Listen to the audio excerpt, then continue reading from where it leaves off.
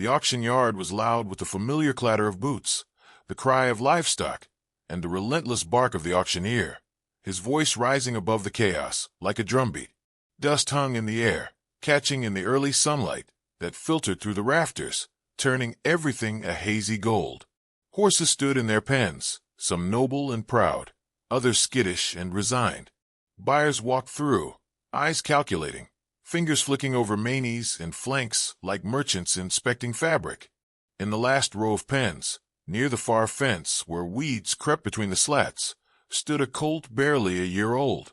He was a scrawny thing, all knees and ribs, his dull chestnut coat patchy and unkempt. His eyes, large and liquid, shifted nervously with every shout and clang, but he made no sound. He didn't whinny, didn't stamp. He simply stood as if waiting to disappear. His tag read number 143, but no one paid it any mind. Not worth a dime. A man muttered, walking past with a snort. Looks like he's never had a proper meal. Probably won't survive the month. He won't pull a cart, let alone carry a rider. Another added.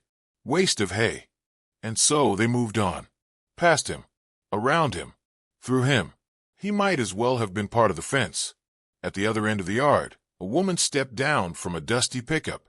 She was small, not frail, but weathered. Her face held years in its lines, and her hands bore the calluses of hard work. Clara didn't look like a buyer, and certainly not like someone here to make a show of money.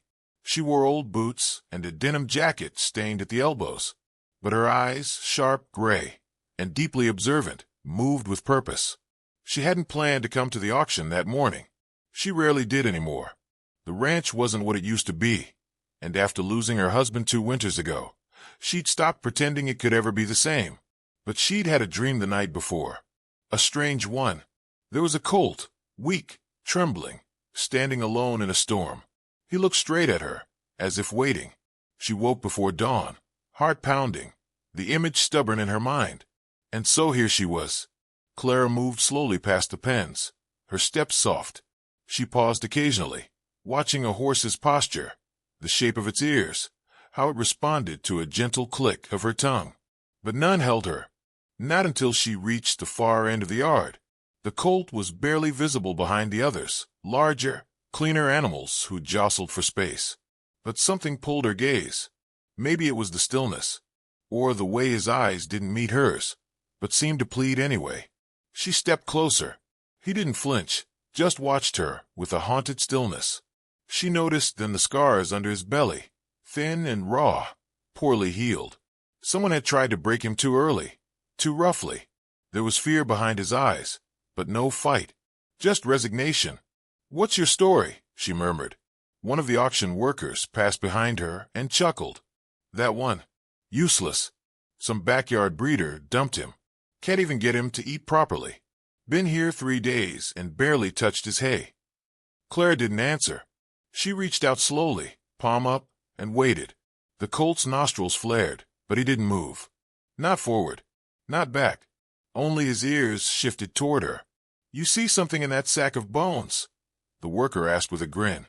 Clara didn't reply. Her eyes were locked with the colt's, and something stirred in her chest, something she hadn't felt in a long time. Not pity, not even hope, just a strange certainty that she was meant to be there, right then, looking at him.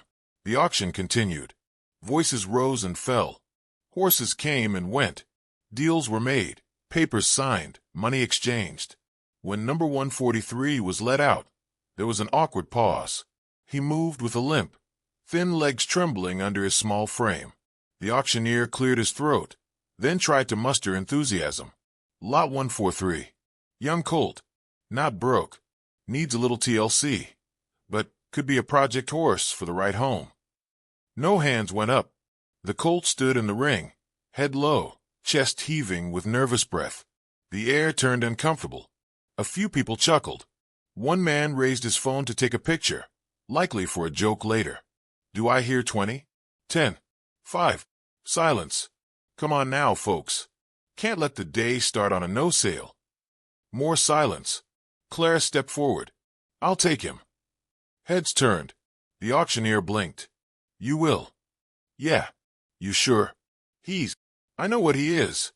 she said, voice steady. Run the sale. The gavel hit the wood with a hollow crack. Sold. To the lady in blue. As the colt was led back to his pen, Clara followed. The handler handed over the rope with a shrug. He's yours now. She took it carefully, holding the line loose. The colt didn't fight, but he didn't follow either. His eyes darted around, tail twitching with unease. Clara knelt slightly, just enough to lower her gaze to his. You're not number 143, she said softly. Not anymore. The colt shifted his weight, ears tilting. I think your name's Toby. At that, he blinked slowly. Then, to everyone's surprise, perhaps even his own, he took a tentative step forward. Just one, but it was enough. Behind them, a murmur rippled through the onlookers. Did you see that? He moved when she called him. I swear, he looked at her like he understood. Clara didn't react to the voices. She gave Toby the gentlest tug, and this time, he followed her, hooves tapping lightly against the dirt. As they left the yard together, the dust rising around them like a veil, something in the air shifted, like a note in a song finally finding its key. And for the first time in months, Clara didn't feel quite so hollow. The ride back to Clara's ranch was quiet except for the soft shuffle of Toby's hooves in the trailer. The road curved through open country, hills rising gently on either side, pastures stretching wide under a pale afternoon sky. Clara drove with both hands on the wheel, her knuckles white, her mind heavier than she let on. She'd brought home plenty of rescues before, animals who had been mistreated, forgotten, or simply unlucky. But something about this colt unsettled her, his silence, his eyes, the way he hadn't made a sound during the entire auction, as if life had taught him to expect nothing, and he'd learned the lesson well. When she finally pulled into the gravel drive, the sun was sliding lower behind the barn, casting long shadows across the fields. The ranch, once a lively place, stood quiet now. The fences still held. The barn remained upright, but the air had changed since Sam died. The laughter had gone out of it. Even the horses seemed to move differently, as if mourning in their own quiet way. Clara parked beside the paddock and stepped out. She opened the trailer gate slowly, expecting hesitation or panic. But Toby just stood there, blinking into the fading light. Come on now, she said gently, unclipping the lead and stepping aside. After a moment, Toby stepped down, not with confidence, but without protest. His hooves touched the earth like he wasn't sure it would hold him. Clara led him to the small round pen by the barn. It wasn't much, but it was safe. No dominant geldings to push him around, no sharp edges. Just soft dirt, open space, and the faint scent of hay and horses. He walked beside her, not willingly, but not fighting either. A sort of truce, she thought. She unlatched the gate and let him in, then leaned on the top rail, watching. He didn't run, didn't explore. He stood in the middle and slowly turned his head, surveying the world like a stranger waking in a foreign land. You can breathe now, she murmured. Still, he didn't move. Inside the barn, Clara filled a bucket with clean water and brought it to the pen. Toby eyed her as she entered, but didn't flinch. She set it down and backed away. He waited until she was outside again before stepping forward. He sniffed it once, then drank like he'd forgotten what it meant to be thirsty. The next few days passed in measured rhythm. Clara didn't rush him. She rose before dawn, fed the others, checked fences, mucked stalls. Toby remained in the round pen, where she could watch him and he could watch her.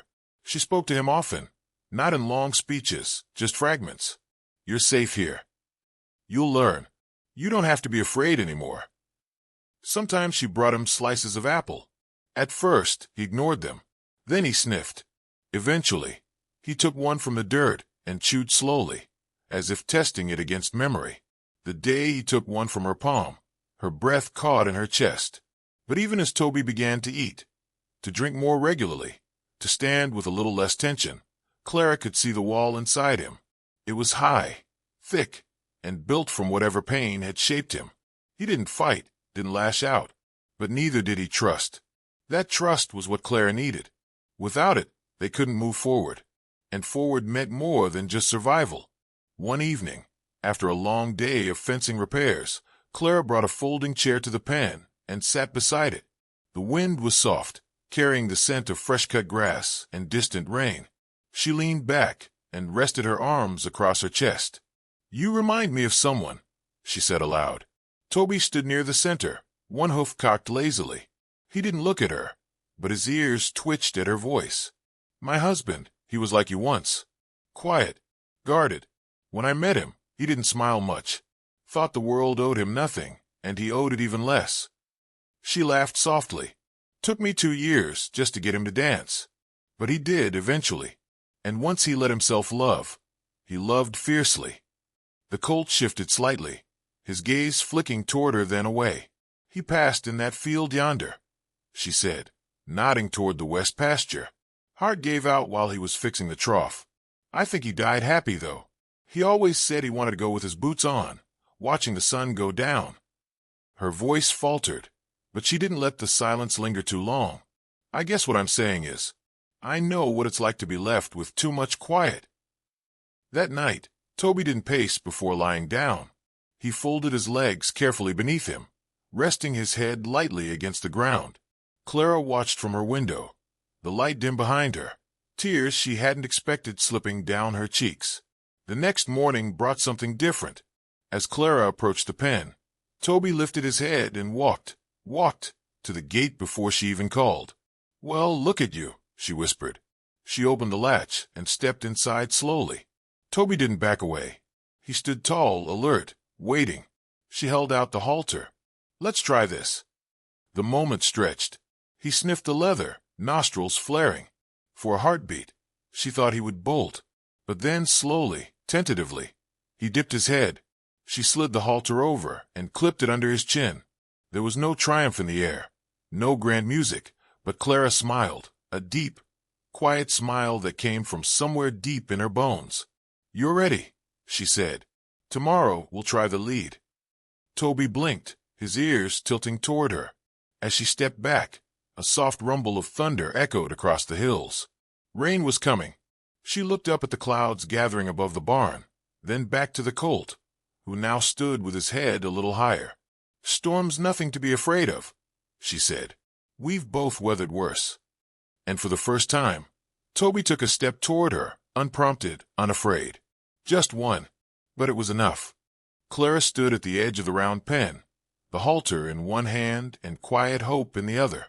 Morning light spilled across the paddock in golden waves, painting Toby's coat with warmth.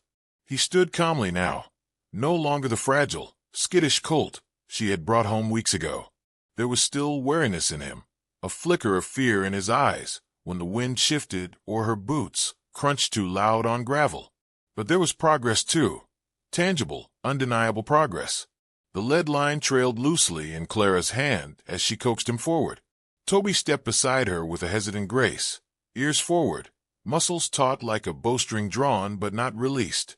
They walked in small circles. She didn't tug, didn't force, she guided. When he faltered, she stopped. When he stepped forward willingly, she praised him in a low, steady voice that soothed more than commanded. Each day, she introduced something new. A soft brush, a flannel blanket, a bucket rattled just loud enough to test his nerves. He startled less now. He flinched, but didn't flee. He was learning, not just tasks, but trust. One afternoon, Clara opened the gate and led him toward the pasture. His steps slowed as they neared the fence line, where the older horses grazed in lazy clusters. They lifted their heads when they saw him. A chestnut mare snorted and trotted forward. Toby stopped dead, trembling. Clara stepped beside him. "It's all right. They'll sniff you, maybe chase you a little. Let them." His eyes darted from the horses to her, then back again. She unlatched the gate. "Time for you to meet the herd." The moment the gate swung open, the air shifted. 2 geldings trotted over, flanking the mare. Toby hesitated, then stepped into the field. The others approached cautiously, ears pricked, muscles alert. A few sniffs, a warning nip from the mare, and a squeal. Toby flinched, but didn't bolt. He took a shaky step back, then forward again, as if something deep inside refused to let him retreat this time. Clara watched from the fence. Her chest tightened as one of the geldings nudged Toby hard. The Colt staggered but didn't fall. He held his ground, neck arched slightly, tail flicking. It wasn't acceptance yet, but it was a beginning. That evening, as she mucked the stalls, Clara found herself humming. It was the same tune Sam used to whistle when fixing the gate latch or saddling up for a ride. She hadn't heard it in her own voice for a long time. Later that night, the wind howled outside the windows. Storm clouds cracked open, spilling rain over the ranch in heavy sheets. Clara reached for the lamp by her bedside, but froze when she noticed the barn light flickering. She pulled on her boots without thinking and hurried out into the rain. Inside the barn, the storm sounded like a stampede. Thunder rolled overhead, rattling the rafters. Most of the horses stood calm in their stalls, but Toby was gone. Panic surged.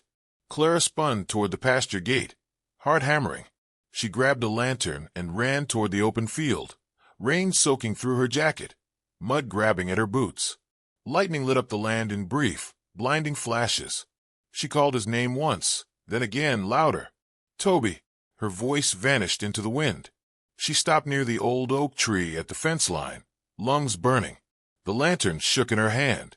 Just when despair began to claw at her chest, she heard it, hooves splashing in the mud behind her. She turned. There he was, soaked to the bone, shivering, eyes wide with terror. But he hadn't run away from her. He'd come back. Clara dropped the lantern and walked slowly toward him, both hands out. "You came back," she whispered. He lowered his head as she reached him, nuzzling her chest with the lightest touch. She looped the lead over his neck, not to pull him, but to walk with him, just the two of them through wind and rain. Back in the barn, she dried him off with an old towel, whispering quiet words, ones that didn't need answers. "You're braver than you think." The next morning brought calm skies and new confidence. Clara walked Toby into the training paddock and clipped a long lunge line to his halter. He circled her slowly at first, then faster as she encouraged him. He moved with awkward rhythm, still growing, still learning his own strength. But there was something else in his stride now. Purpose. She whistled, and he changed direction without panic. She clucked her tongue, and he picked up a trot. Dust rose in soft plumes beneath his hooves. "You're getting there," she said, smiling. Each week brought new challenges. A saddle pad rested across his back, then a lightweight training saddle. Clara never rushed, never pushed past what he could handle. And when she finally placed her boot in the stirrup and swung a leg over his back, Toby didn't flinch. He stood firm beneath her, the halter still on, reins loose. They didn't move that day. She just sat, one hand on his neck, the other on the horn of the saddle, listening to the sound of his breath and her own. Weeks passed, then months. Toby filled out, his frame less fragile, his legs stronger. His coat gleamed under the summer sun. He moved like a real horse now, no longer a ghost. But Clara knew what people thought. She saw it in the feed store, in the eyes of neighbors who asked kindly, but doubted silently. "You really think he'll make a riding horse?" Some colts just never come around. Clara never defended him with words. She didn't need to. Toby's progress was her answer.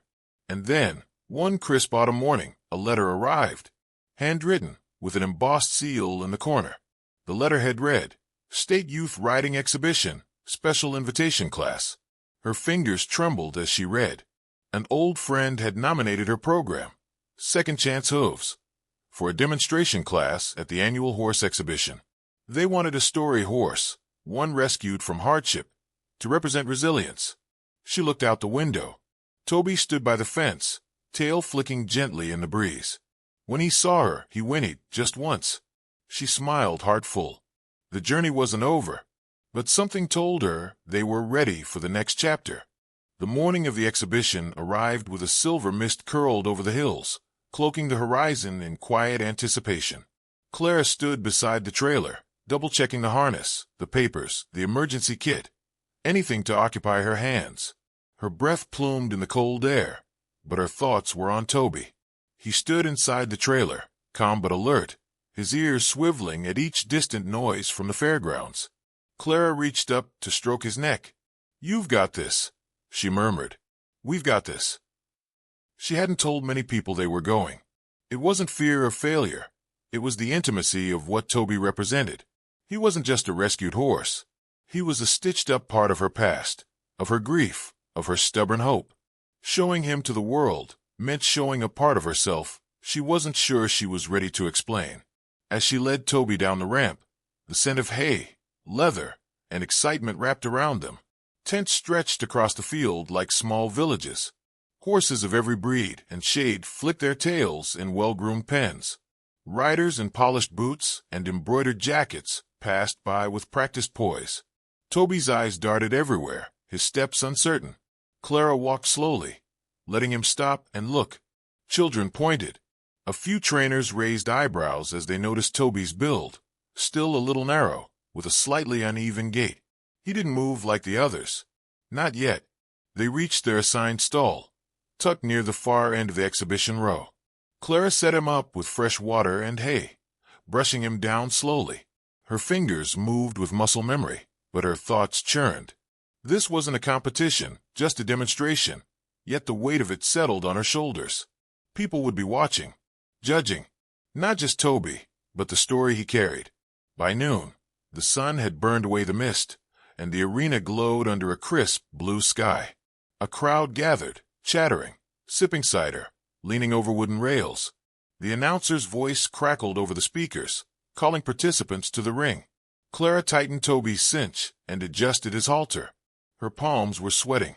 She led him into the ring, and for a moment, the noise blurred. All she saw was the Colt beside her, the same one who once couldn't bear to be touched, who shook at the sound of thunder, who had returned to her through a storm. His coat caught the light like brushed copper. His ears flicked toward the crowd, but he followed her lead, step for step. The announcer began. "Ladies and gentlemen, please welcome Clara Sutton and her horse, Toby. Toby is a rescue, brought back from severe neglect. Today, they represent Second Chance Hooves, a local program giving abused horses a new beginning." Clara tuned the voice out, focusing instead on the feel of the reins, the tension, or lack of it, in Toby's frame. She asked him to trot. He did, a little stiffly, but with effort and heart. When she cued him to halt and pivot, he did so with a grace that hadn't existed 6 months ago. A quiet murmur rippled through the crowd. Then came the moment she hadn't told anyone about. She unclipped the lead and stepped back. Toby stood, untethered, in the center of the ring. There was a pause, the kind that holds its breath. Clara gave a low whistle, one short, one long. Toby turned to her instantly and walked forward. Not rushed, not anxious, just sure. The crowd clapped, and someone near the front wiped at their eyes. Clara blinked hard. She wasn't trying to dazzle anyone. She only wanted them to see what trust could look like. As they left the ring, several people approached. One older man touched the brim of his hat and said, "That's a fine horse you've made there, ma'am." Clara shook her head gently. "He made himself. I just listened." Back at the stall, Toby munched calmly on hay, unfazed by the attention. Clara leaned against the gate, exhaling. For the first time in years, she felt something loosen inside her, like the final knot of guilt she'd carried after Sam's death was beginning to slip free. She hadn't realized until this moment how much she needed Toby, just as much as he had needed her. That night, they stayed at a local boarding stable rather than haul home in the dark. Clara settled Toby into a large, airy stall with soft bedding and clean water.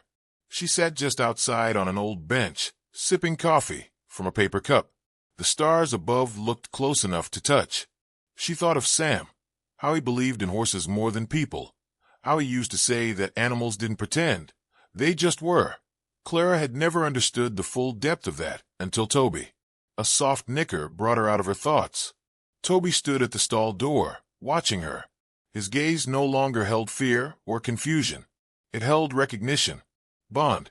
She stood and walked to him, placing a hand on his forehead. "We did all right today." He blinked slowly, his breath warming her palm.